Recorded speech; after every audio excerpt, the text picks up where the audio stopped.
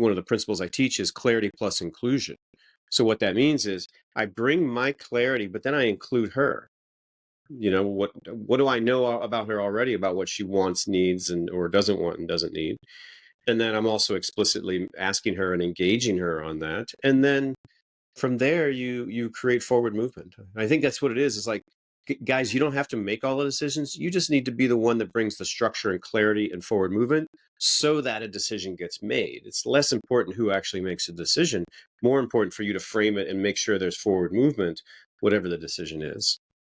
Yeah, yeah, super interesting. Well, you were talking to me about your framework, before we started recording. I think you've just mentioned a little bit of it there. So there's three parts to the framework, the core framework you have. Is Yeah. that right? Yeah, that's right. That's right. I'll go into those. Um, let's do this. I'll do the short version first, and we can dig into whatever feels meaty. Yeah, What I wanted to do, guys love the paint by numbers. They like, just tell me what to do and I'll do it. exactly. So I wanted to make this, I wanted to make this actionable and understandable. And so I knew that it needed to be simple and actionable. And that's what I came up with. The framework is called the masculine blueprint. And it's got three elements. The first is respond versus react. So this is the quality of a man that is his nervous system is grounded. There's a certain spaciousness to him, and there's like a choicefulness moment to moment. You can see he chooses how he is rather than just being reactive and kind of operating out of his wounding or his scripting. So that's respond versus react. Then there's provide structure. So this is that notion of clarity that we've been talking about. And it's like this is the quality of that man that you can tell he's got his own inner clarity and creates a lot of directionality and a lot of structure for himself as well as those who are around him, and brings that leadership into the relationship. And then the third element is create safety. So could be the most important one. This is, there's physical, financial, and emotional safety. In the book, I talk mostly about emotional safety. And it's like, can you help create emotional safety and a sense of trust in your woman through the way that you live your life moment to moment? And when she feels safe, when she feels trusting, everything opens. Her heart opens. She opens, in many cases, opens her body to you, in within relationship.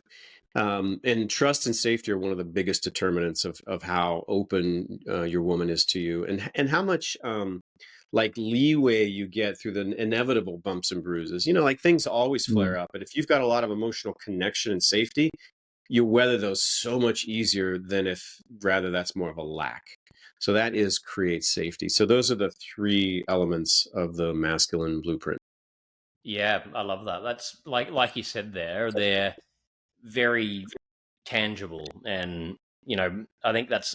I was saying this to you before we recorded as well. A big portion of our audience is men, and they're looking for practical things, and I think that's with therapy is so important, but at the same Yeah. time, it can be frustrating where you're going into you can be in therapy for years, but my experience, so many other men that I know and have had the experience where you end up understanding these concepts and topics, but you're saying, what can I actually do? And you don't really get given practical things that really apply to you that you can actually put into practice.